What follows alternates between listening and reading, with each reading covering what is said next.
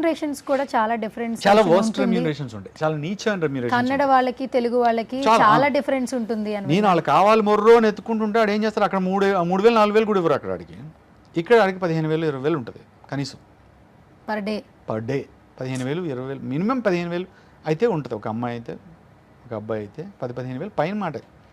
కానీ అక్కడ వాళ్ళకి 3-4,000 కూడా ఇవ్వరు. 8,000 మించి ఒక ఆర్టిస్ట్ కి, మెయిల్ ఆర్టిస్ట్ కి తెలుగు సీరియల్స్ లో 7, 8, 6 అని స్టార్ట్ చేస్తారు. నాలాంటి సీనియర్ ఆర్టిస్ట్ని కూడా ఒక 6,000 సార్ అని మొదలెడతారు. ఏం మాట్లాడాలో అర్థం కాదు. మనం ఏంటి, మనం కాకపోతే మనలో 10 మంది ఉన్నారు ఈ స్లాట్లో, ఇంకోటి వస్తాడేమని భయం ఓ పక్కన ఉంటుంది. మనల్ని మనం తగ్గించుకుని ఇంకా మన బతికింతేనా అని ఒక డిప్రెషన్ ఉంటుంది. ఇంట్లో చూస్తే ప్రాబ్లమ్స్ ఉంటాయి, ఒప్పుకోవాలా వద్దా ఆ ఇదిలో ఒప్పుకుంటాం. ఒప్పుకున్న తర్వాత నరకాలు కనబడుతుంటాయి.